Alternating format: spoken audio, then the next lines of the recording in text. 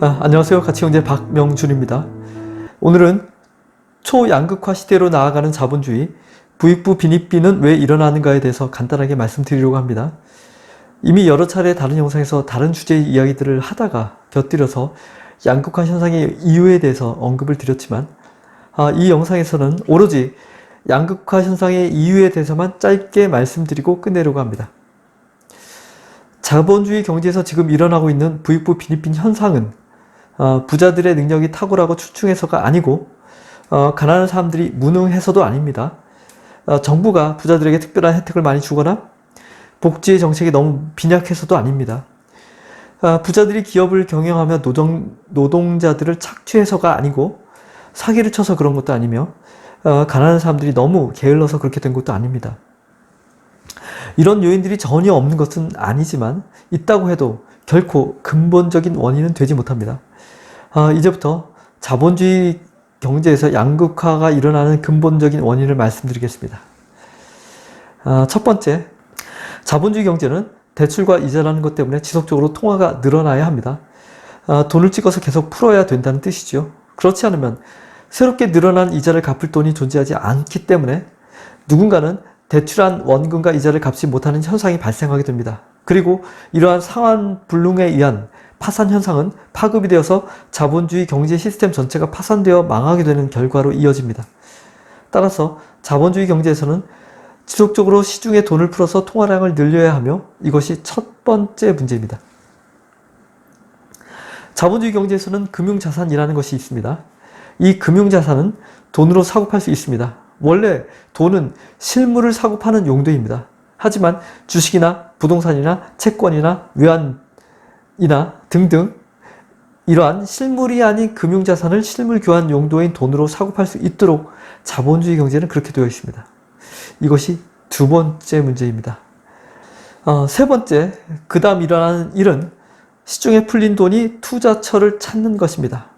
마땅한 투자처는 투자한 금액 대비 가격이 많이 오를 수 있는 품목이 될 것입니다. 그리고 그것은 실물이 아닌 금융자산이 됩니다. 실물은 어느 정도 가격의 개념에 대한 공감대가 있기 때문에 가격이 많이 오르기가 어렵습니다. 예를 들어서 쌀이 그 다음날 갑자기 그 가격이 2배가 된다면 그것을 받아들이기가 어려운 것입니다. 하지만 금융자산은 원래 실물의 가치가 없기 때문에 가격의 개념이 없습니다. 그래서 가격의 등락이 쉽게 일어나게 됩니다.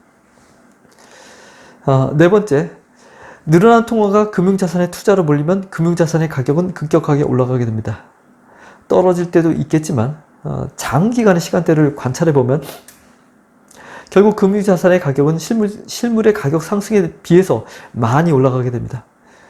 금융자산에 투자를 하거나 혹은 금융자산 자체를 많이 보유하고 있는 사람들은 이미 부자들인 사람들입니다.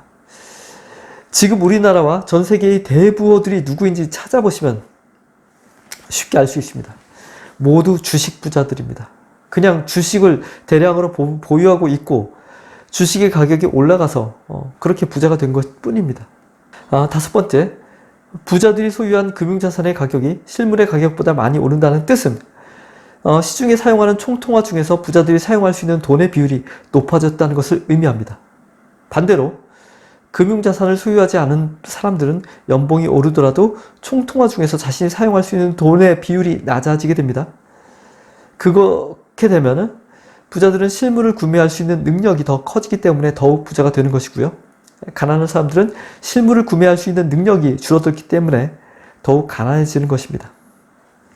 여섯 번째, 만약에 경제 위기로 인해서 양적 완화를 실시해서 돈을 더욱 많이 풀게 된다면 부자들은 더 많은 투자 수익을 거두게 되고요. 부자들의 부가 더욱 빠르게 증가해서 양극화의 속도가 더욱 빨라지게 됩니다. 반면에 빚이 있는 경우라면 오히려 빚이 늘어나기 십상이라서 가난한 사람들은 더욱 가난해질 가능성이 높습니다.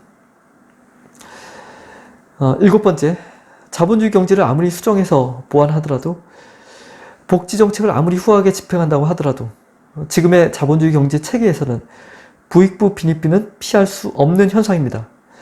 부자들이 사기를 치거나 노동을 착취해서 그렇게 된 것이 아닙니다. 정부가 친기업 정책을 취해서가 아닙니다. 어떤 정부이건 서민들을 위해 복지를 신경 쓰게 되고 노동 조건이나 최저임금도 나름대로는 개선하려고 노력을 하게 됩니다. 부자들의 조세 회피, 불법, 정부의 친기업 정책, 복지의 유명무실 등이 없는 것은 아니지만 이런 거는 부익부 빈익빈 현상에 있어서 부수적인 요인일 뿐입니다. 여덟 번째로 경제 양극화에도 결국 그 끝이 있습니다. 양극화를 넘어서서 초양극화 시대로 가면 도저히 버틸 수 없는 사람들이, 가난한 사람들이 생기게 됩니다. 그리고 그 숫자가 늘어가게 됩니다. 사회적 불안정성이 매우 높아집니다. 가난한 사람들이 더 이상 생계를 유지하기 어려워지기 때문에 하던 일을 못하게 되면 이분들이 담당하던 생산도 줄어들게 되어서 전체 경제 규모의 축소로 이어지게 될 것입니다. 그리고 이것이 경제를 마비시키게 되는 수순을 밟게 됩니다. 그 전에 사회 불만에 의한 폭동이 일어나지 않는다고 하더라도 경제는 지속할 수 없고 결국 멈추게 됩니다. 순망치한이라는 말이 있습니다. 입술이 망하면 이가 시린다는 뜻인데요. 가난한 계층이 무너지면 결국 부자들도 가난해지게 됩니다. 경제 양극화의 문제는 가난한 사람들의 문제만이 아니라 부자들의 문제이기도 합니다. 부익부 빈익빈의 주된 이유는 지속적인 통화량 증가 및 실물 교환 용도인 돈으로 금융자산을 사고팔 수 있도록 한 지금의 자본주의 시스템 자체가 가진 모순 때문입니다. 그리고 부익부 빈익빈 현상을 해결하는 방법은 자본주의 경제의 근간이라고 할 수 있는 금융경제를 실물경제로부터 분리하는 것입니다. 하지만 이것은 현실적으로 불가능한 일입니다. 자본주의 자체를 부정하는 것이기 때문이죠. 오늘은 자본주의 경제의 양극화의 원인에 대해서만 말씀을 드렸습니다. 가치경제 채널을 응원해 주시길 바랍니다. 좋아요와 구독, 공유와 알림 설정, 그리고 끝까지 시청 부탁드립니다. 감사합니다.